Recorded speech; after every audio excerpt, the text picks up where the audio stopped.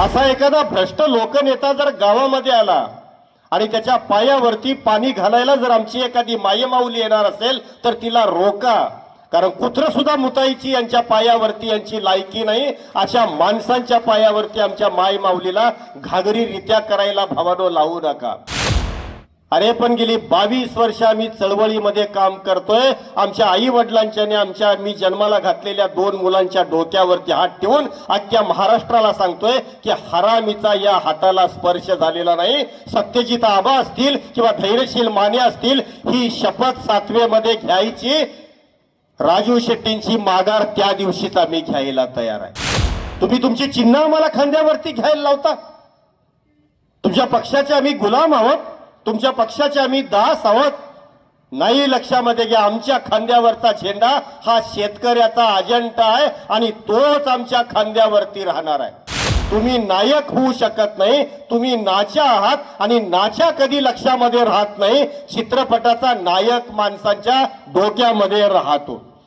इथून 4-5 किलोमीटर अंतरावरती काखे नावाचं माझं आजोळ आहे आणि त्या रक्ताची शपथ घेऊन भावानो मी तुम्हाला सांगतो की आपलं आयुष्य शेतकऱ्यांच्यासाठी वाहिलेला, रोजचा जीवनामध्ये येणारा प्रत्येक क्षण आणि क्षण ज्या माणसानं शेतकरी हितासाठी खर्च केला, तो राजू शेट्टी उद्याच्या काळामध्ये लोकसभेमध्ये जायला पाहिजे. आणि ही जबाबदारी तुम्हा वारणेच्या वाघांच्या खांद्यावरती मी सोपवतोय.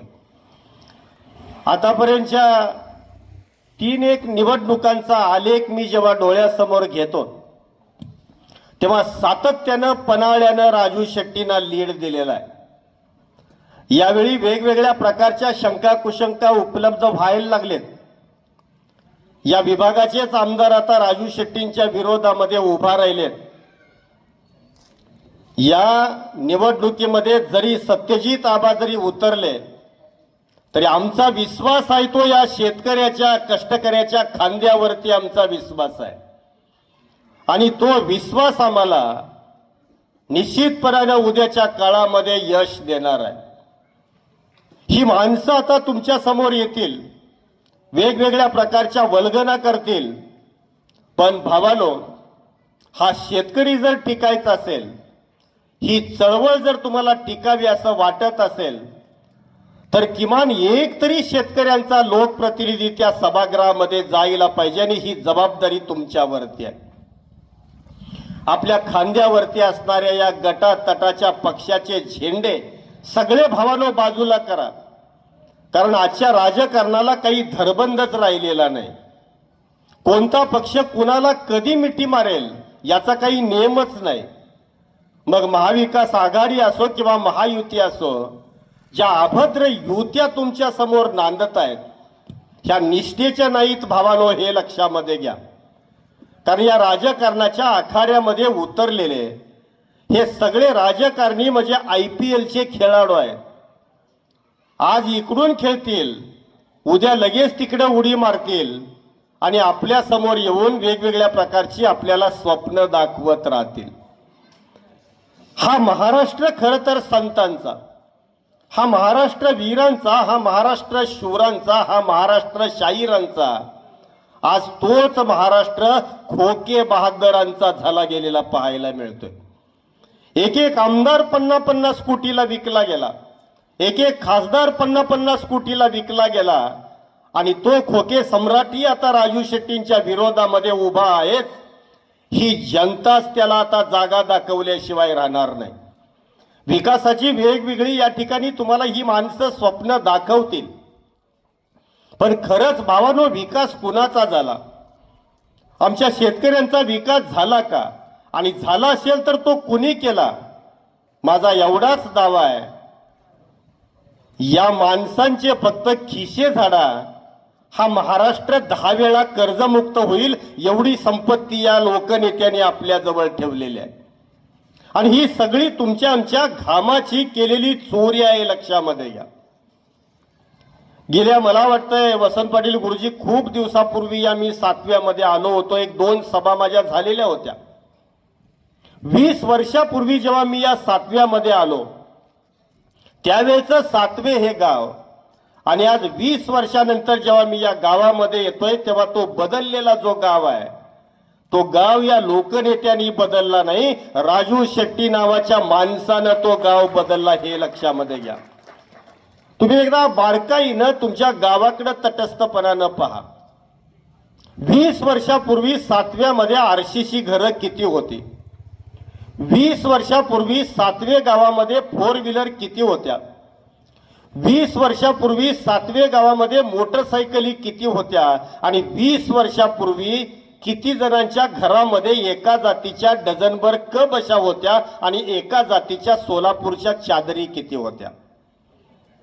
हे मी एवढ्यासाठी सांगतोय भावानो की ही जगण्यासाठी असणारी जी छोटी छोटी स्वप्न आहेत ना ती पूर्ण करायला राजू शेट्टी नावाच्या माणसाचा उदय व्हायला लागला. तुमच्या गावामध्ये जर एखादा लोकनेता आला आणि विकासाच्या जर गप्पा मारायला लागला तर त्याला विचारा की आजही या देशामध्ये जवळजवळ 80% लोकांची दर दिवसाची क्रयशक्ती ही 20 रुपये असली गेलेली पाहायला मिळते. आणि जो तळातला 5%चा माणूस आहे त्याची क्रयशक्ती ही दिवसाला 8 रुपये असली गेलेली पाहायला मिळते. मग विकास कुणाचा झाला? विकास तुमचा झाला, हे लक्षामध्ये घ्या. आता विकासाचे बोर्ड लावले जातील, 8,200 कोटीचा विकास. पैसे गेले कुठं याच्याही पेक्षा त्या 8,200 कोटीतले तुमच्या खिशामध्ये किती आले हे लोकांना तुम्हाला सांगावं लागेल. मी तुम्हाला अगदी आवर्जून सांगतो भावानो की हा प्रत्येक आमदारनी प्रत्येक खासदार विकास कामातले किमान 20% आणि कमाल 20% आणि किमान 10% पैसे हाणल्याशिवाय राहत नाही. मग जेवढा विकास कामाचा बोर्ड लागेल 10 राहू दे 20 राहू दे 15 न गृहीत धरायचं. म्हणजे साधारणतः जर 8,200 कोटी रुपयाचा बोर्ड लागला तर वळकायचा 15 ते 20 म्हणजे 1200 कोटी या गड्यानं इथं हाणलेले आहेत. हे साधं गणित तुम्ही डोळ्यासमोर ठेवायचं. अरे रात दिवस शेतामध्ये आम्ही राबतोय, 2 वेळच्या जेवणाची मोताद होईना आणि या माणसांचं राहणीमान बघा, यांच्या गाड्या बघा, यांच्या वैन्या बघा, वैनी व्यतिरिक्तच्या आणि वैन्या बघा. हे सगळं जर काही असेल तर हे सगळे तुमच्या आमच्या घामावरती चाललेले सोपस करायत आणि आम्ही माणसं यांना गोंजारतोय भावानो, हे लक्षामध्ये घ्या. असा एखादा भ्रष्ट लोकनेता जर गावामध्ये आला आणि त्याच्या पायावरती पाणी घालायला जर आमची एखादी मायमाऊली येणार असेल तर तिला रोका. कारण कुत्र सुद्धा मुताईची यांच्या पायावरती यांची लायकी नाही. अशा माणसांच्या पायावरती आमच्या माय माऊलीला घागरीरित्या करायला भावानो लावू नका. जवळजवळ 22 वर्ष मी राजू शेट्टींच्या बरोबर काम करतोय. मला एखादा खोका आला नसेल का संपत? मला काही आमिषा आली नसतील का?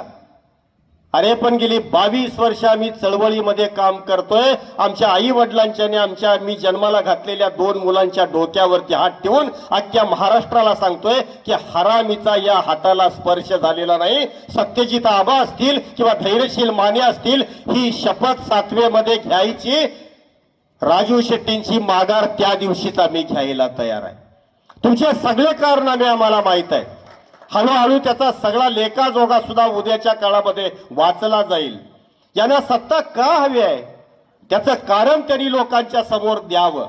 राजू शेट्टी एवढ्यासाठी पाहिजेत की त्या संसदेमध्ये शेतकऱ्यांचा एकच आणि एकच आवाज आहे आणि तो बुलंद आवाज म्हणजे राजू शेट्टी.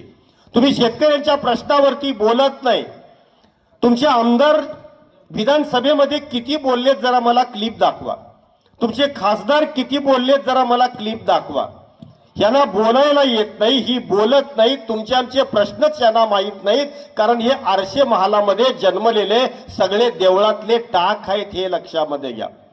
कारण या देशाचं दुर्दैव एवढं की श्रीमंताच्या घरात जन्मलेलंच नेतृत्व आम्ही गोंजारत आलो. गरीबाचं पोरग राजकारणामध्ये यांना बरं वाटेना. अगदी उभ्या उभ्या चॅलेंज देईन, लक्षामध्ये घ्या की या महाराष्ट्रामध्ये जे काही एकूण प्रश्न आहेत, या देशाचे जे काही एकूण प्रश्न आहेत, त्या प्रश्नावरती 2 हात करण्यासाठी चळवळीच्या बरोबर या माणसांनी कधी उतरावं यांना प्रश्नच कधी कळले नाहीत. लक्षामध्ये घ्या. या तुमच्या इथं पन्हाळ्याला जवळजवळ या संपूर्ण कोल्हापूर जिल्ह्यामध्ये 52 इतके शिलालेख आहेत, 43 कापड गिरण्या आहेत. इथं पन्हाळ्याला पाराशर मुनींची गुहा आहे, यांनी बघितली का मला सांगा? फुलाजी देशपांडेंच्या समाधीची अवस्था काय आहे? विशाळगडची अवस्था काय आहे? एकदा 31 डिसेंबरला आम्ही तो साधारणतः विशाळगड स्वच्छ केला, हे तिकडे कधीही गेलेले नाहीत. यांनी पंचतारांकित हॉटेल सोडून मतदारसंघातल्या या प्रश्नाकडे कधीही बघितलं नाही. यांचं जे भांडण आहे ना, ते भांडण गायीच्या कासत कुणी बसायचं याच्यासाठी भांडण आहे. त्या गायीला वैरण कुणी आणायची, त्या गायीचं शेण कुणी काढायचं, हे गडी त्यासाठी भांडत नाहीत. यांचं जे भांडण आहे ना, ते गायीच्या कासत बसण्यासाठी भांडण आहे. राजू शेट्टींच्या वरती अलीकडच्या काळात आरोप व्हायला लागला की राजू शेट्टी महाविकास आघाडी बरोबर निघाले. तुम्हाला वाटतं का राजू शेट्टींनी महाविकास आघाडी बरोबर जावं? तुम्हाला वाटतं का राजू शेट्टींनी महायुती बरोबर जावं? या मतदारसंघातल्या अनेक माणसांचा आम्ही सर्वे केला. आमचा गोर गरीब कष्टकरी एवढंच म्हणतोय की साहेब, तुम्ही या चोरांच्या नादाला लागू नका, तुमचं तुम्ही एकटं उभा राहा. हा जनमताचा आदर झालेला आहे असा माझा दावा आहे. मी स्वतः राजू शेट्टींना सांगतोय की राजू शेट्टी साहेब, कुणाबरोबर तरी आपण जाऊया. शत्रूचा शत्रू तो आपला मित्र. राजकारणामध्ये जमेची साधारणतः कुठंतरी गणित करावी लागतात, हे सांगणारा भावानो मीच होतो. पण राजू शेट्टींची अट एकच होती की विना अट विना शर्त मला तुम्ही पाठिंबा द्यायचा. ही अट चुकीची नव्हती. तुम्ही तुमची चिन्ह आम्हाला खांद्यावरती घ्यायला लावता. तुमच्या पक्षाचे आम्ही गुलाम आहोत, तुमच्या पक्षाचे आम्ही दास आहोत. नाही, लक्षामध्ये घ्या, आमच्या खांद्यावरचा झेंडा हा शेतकऱ्याचा अजेंडा आहे आणि तोच आमच्या खांद्यावरती राहणार आहे. झेंडे तुम्ही फेका, आम्ही शेतकरी हिताचा झेंडा कधी फेकला नाही आणि तो झेंडा आम्ही कधी फेकणार नाही. हा जनमताचा आदर नीतीनं केलेला आहे असा माझा दावा आहे. कारण सत्यजित आबांची उमेदवारी जाहीर केल्यास मी जेव्हा महाराष्ट्र टाइम्सला मुलाखत दिली त्याच वेळा मी असं म्हटलं की हा नीतीनं केलेला खेळ आहे आणि तो आमच्या बाजूने आहे आणि त्या नीतीचे फाशे हे आमच्या बाजूने पडतायत. त्यामुळे विजय हा स्वाभिमानी शेतकरी संघटनेचा आणि संघटनेचाच होणार आहे. फक्त शेतकरी भावानो, तुम्हाला तुमच्या मातीची शपथ आहे. ज्या मातीवरती आमचं भरण पोषण होतंय, जी माती आम्हाला जगवते, त्या मातीला एकदा विचारा की तुला न्याय देणारा या साधारणतः उभा राहिलेल्या 14-5 जणांच्यातला नेता कोण आणि मातीतनं जो हुंकार येईल ना, तोच लक्षात घ्या तुमचा नेता, ते चिन्ह तुमचं, हे एकदा लक्षामध्ये घ्या. कारण गेली 22 वर्ष भावानो रक्त आटवलंय. मला सांगा, राजू शेट्टी जेवढं चाललेत तुमच्या प्रश्नासाठी, या देशातला एकही लोकनेता चाललेला नाही. आज काय म्हणायचं, राजू शेट्टी जैन आहेत. जहांगीर पाटील कोण आहे? मराठा पाटीलच आहे ना. अरे अशी कितीतरी बहुजन समाजातली माणसं इथं आहेत स्टेजवरती. असंच शरद जोशींना ब्राह्मण करून या चळवळीची तुम्ही माती केली. आता राजू शेट्टीला जैन करून या स्वाभिमानीची माती करू देऊ नका, हे भावानो तुम्हाला इथं सांगायला मी आलोय. आणि तो माझा हक्क आहे, कारण माझ्या नसानसामध्ये सुद्धा वारणेचं रक्त आहे आणि ते रक्त मला सांगतंय की राजू शेट्टी संसदेमध्ये जायला पाहिजे. कारण तुमचे आमचे प्रश्न कोणच हाताळत नाही, कोणच मांडत नाही. किती रोज एक संकट आमच्यावरती येत आहे. मग भूमी अधिग्रहणाचा प्रश्न असू दे, आता शक्तीपीठाच्या महामार्गावरती किती जमीन जाणार आहे बघा, किती साधारणतः त्याच्यामध्ये कमिशन खालं जाणार आहे बघा. म्हणजे आमच्या जमिनीवरती, आमच्या उरावरती आमची थडगी बांधून जर तुम्ही नाचणार असाल तर ही शेतकऱ्याची पोरं ते कदापि माफ करणार नाही. त्याला आम्ही विरोध आणि विरोधच करू, हे लक्षामध्ये घ्या. माझ्या मतदारसंघामध्ये आमदारांनी शक्तीपीठाचा महामार्ग मीच आणला म्हणून बोर्ड लावले आणि गावागावामध्ये माणसं पिटून उठायला लागल्यावर रात्रीचाच बोर्ड गड्यानं पळवून नेला. का रे बाबा? म्हणजे ही माणसं अशी आहेत, लक्षामध्ये घ्या. यांचे बहुरूपी चेहरे एकदा ओळखा. चळवळीला सुद्धा भाटाने घेरलंय, तुम्हाला सांगतोय का? चळवळीमध्येही भाट जास्त झाले, चळवळीवरती टीका करणारे भाट जास्त झाले. पण त्यांना माझं एवढंच सांगायचं आहे, तुम्ही नायक होऊ शकत नाही, तुम्ही नाच्या आहात आणि नाच्या कधी लक्षामध्ये राहत नाही. चित्रपटाचा नायक माणसांच्या डोक्यामध्ये राहतो. अनेक कुत्री आता आमच्यावरती सोडली जात आहेत. काही वेळेला आमच्याच घरामध्ये आम्ही ती सांभाळलेली होती, पण आमची कुत्री जेव्हा आमच्यावरती भुंकायला लागतात तेव्हा आम्ही ओळखतो की याच्या तोंडामध्ये दिलेलं हाडूक हे कोणत्या तरी एखाद्या पक्षानं आहे आणि त्या पक्षाचं पैसे घेतलेलं हे हाडूक चळवळीच्या विरोधामध्ये बोलतंय. हे भावानो एकदा लक्षामध्ये घ्या. आजच्या महाराष्ट्राच्याच नव्हे तर देशाच्या राजकारणाचा नैतिक स्तर घसरलेला आहे. काय चाललंय? ईडी असेल, सीबीआय असेल, ईडीचं शस्त्र काढल्यानंतर कितीतरी आमदार आणि खासदार कुत्र्यासारखं बीजेपी समोर शेपूट हलवायला लागलं. अरे तुम्ही जर दोषीच नव्हता तर मग तुम्हाला घाबरायची काय गरज होती बघा. आणि गड्यांचं हृदय बघण्यासारखं आहे हो. तो छगन भुजबळ नावाचा माणूस तुरुंगात असताना गडी आज जातोय का उद्या जातोय असं वाटता, बाहेर आल्यानंतर टोमॅटो सारखं गाल चमकायला लागलं गड्याचं. आणि जवळजवळ आताच्या महाराष्ट्राच्या राजकारणातले मंत्री झालेले 21 लोक असे आहेत की ईडीला घाबरून तुम्हाला सांगतोय का बीजेपीचे दास बनलेले पाहायला मिळतील, पाय चाटत असताना पाहायला मिळतील. अरे ह्यांची निधडी छाती ही फक्त तुमच्या समोर आहे, तिथं मात्र यांच्या निधड्या छातीचं काही काम चालत नाही. हे तुम्ही एखाद्या भावानं कुठंतरी लक्षामध्ये घ्या. चळवळीनं त्याग केलाय. गेली 22-25 वर्ष चळवळ त्याग करते आहे, रक्त सांडते आहे, लाट्या काट्या खाते आहे. 4 दिवस गेले की एक कोर्टाची नोटीस येते की या आंदोलनाची केस तुमच्यावरती नोंद झाली आहे. कालच राजू शेट्टी साहेब एक माझ्याकडे नोटीस आलेलीच आहे, पण त्या सगळ्या कपाटामध्ये आम्ही ठेवलेल्या आहेत. कारण आम्ही असं म्हणतोय की आमच्या अंगावरती जेवढी केस आहेत की नाही तेवढ्या केसेस असू द्या, त्याचा आम्हाला काहीच फरक पडत नाही. कारण आम्ही जेव्हा मातीमध्ये जाणार आहे तेव्हा त्या केसेस सुद्धा मातीमध्येच जाणार आहेत. अरे घाबरतो तो कसला चळवळीमध्ये येतो? घाबरणारी नव्हती म्हणून यांच्यावरती गुरगुरत राहिली, नाहीतर यांच्यावरती गुरगुरायची ताकद होती का सांगा? स्वाभिमानी शेतकरी संघटनेचा उदय होण्या अगोदर मला सांगा वारणेवरती किती वेळा गेलात, कोणत्या कारखान्यावरती किती वेळा गेलात? अरे साधी आमची पोरं सुद्धा साखर कारखानदाराला जाब विचारतायत. भावानो हे बळ जर कुणी दिलं असेल तर ते राजू शेट्टी नावाच्या माणसानं दिलं, हे लक्षामध्ये घ्या. या गावातल्या तरुण मित्रांना मला सांगायचं आहे भावानो की उठा एकदा. अरे संघर्ष करायला तुमची आम्हाला गरज आहे. कारण तुमच्या अंगामध्ये असणारं रक्त जे आहे, तुमच्या अंगामध्ये असणारं जे धगधगता स्वाभिमान आहे, तो या बापाच्या घामाला न्याय देण्यासाठी वापरा. आमची पोरं कुठंतरी बसली मोबाईल घेऊन, सलमानच्या लग्नाचं काय होणार? ऐश्वर्याचा बहुतेक घटस्फोट होतोय वाटतं. प्राजक्ता माळी दुसरं लग्न करणार काय? अरे इथं 40ला आमची लग्न होईना, ती प्राजक्ता कुणाशी लग्न करणार आहे? काय करायचं? आणि मला सांगा ती प्राजक्ता माळी तुमच्या माझ्या बरोबर लग्न करणार का? आमच्या चेहऱ्याकडे तिला बघायची धाडस होणार का सांगा? या मित्रांनो चर्चा सोडा. आणि खरंच सत्य काय?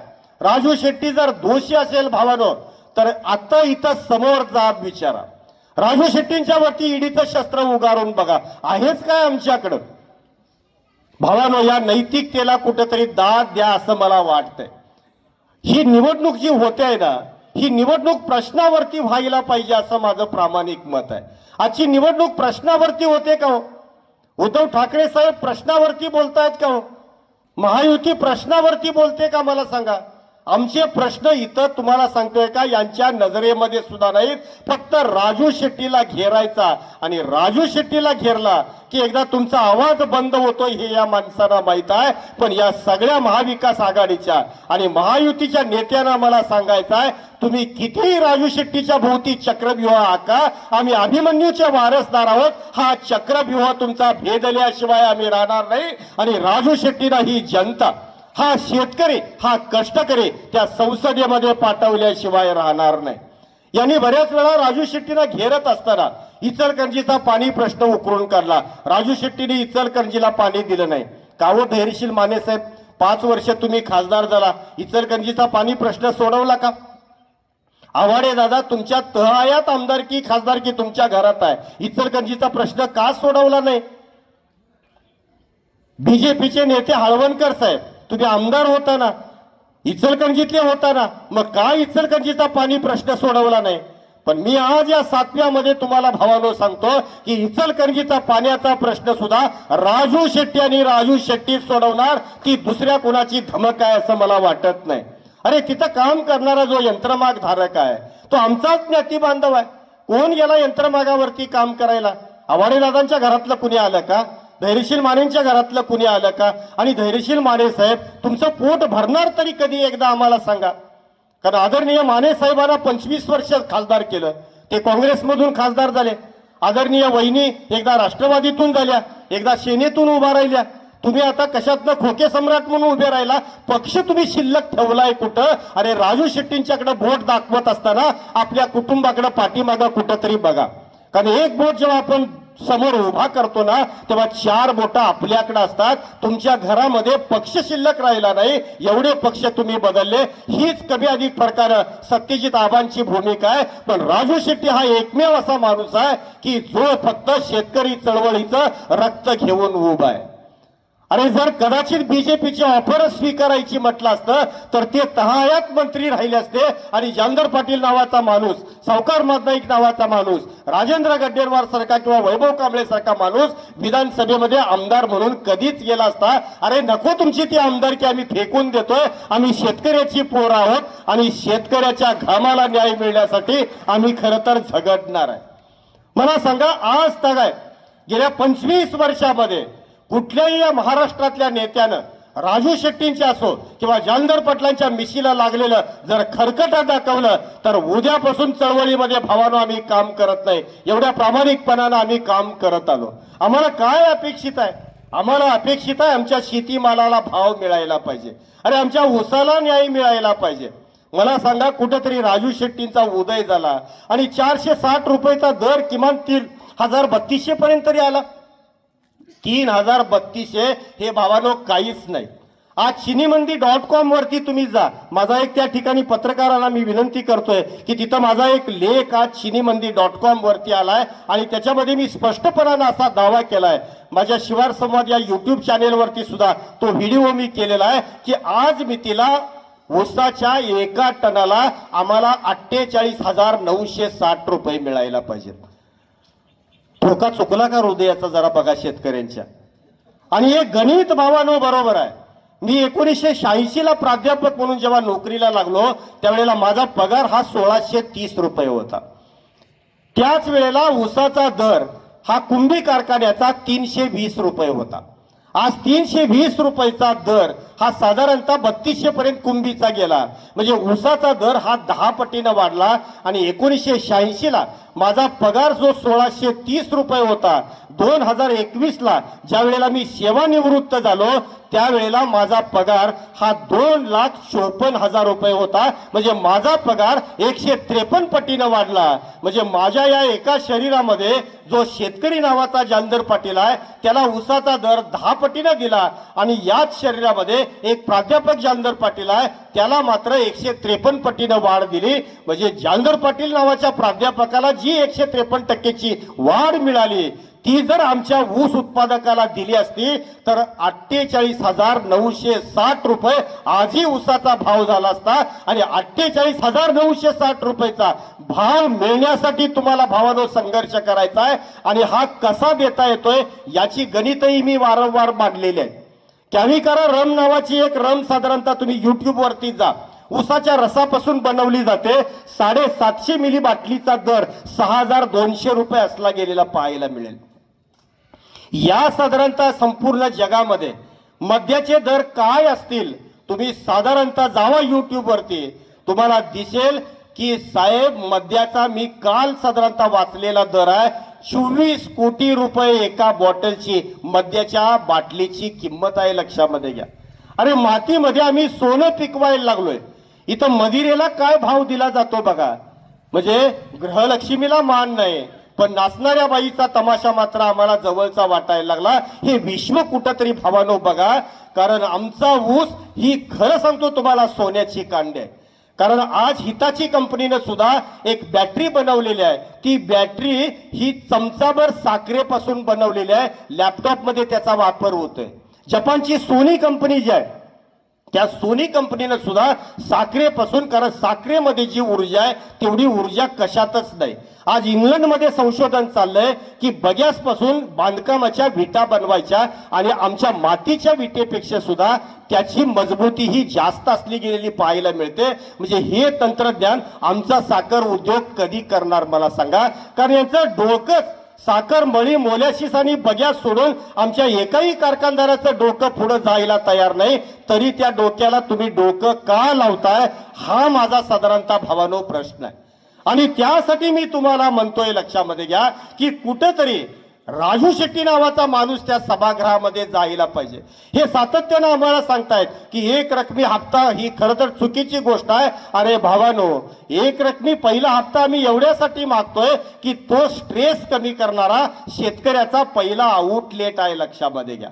आणि त्यासाठी आम्ही मागतोय. आमची सोसायटी जर नाही पिटली तर आमचं पुढलं चालचलनच चालू शकत नाही. त्याच्यासाठी आमची ही मागणी आहे. वेगवेगळ्या पद्धतीनं भावानो आपल्याला तुमच्याकडं वेगवेगळ्या प्रकारचे आरोप होतील, अनेक लोक या ठिकाणी येतील. फक्त ही निवडणूक मी एवढंच तुम्हाला सांगतो, राजू शेट्टींना घेरण्यासाठी ही निवडणूक आहे. आणि ती जर निवडणूक तुम्हाला जिंकायची असेल तर शेतकरी रक्त जागं व्हायला पाहिजे. आणि शेतकरी रक्त जागं झालं तरच राजू शेट्टी संसदेमध्ये जाऊ शकतात. अन्यथा भावानो, उद्याचा प्रवास फार अवघड आहे.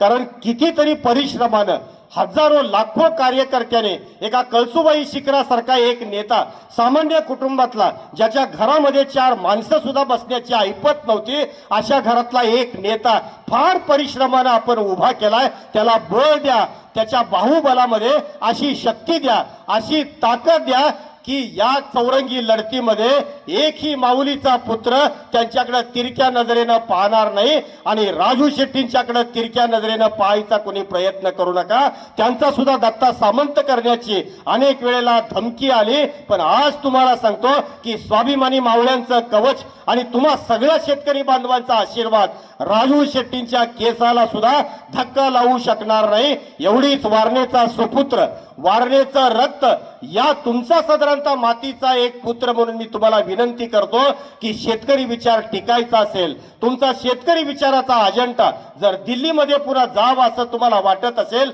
तर राजू शेट्टींना तुमचं अनमोल मताचं शस्त्र त्यांना मिळणाऱ्या चिन्हावरती देऊन त्यांना संसदेमध्ये तुम्ही पाठवा. एवढीच विनंती करतो आणि भावानो थांबतो.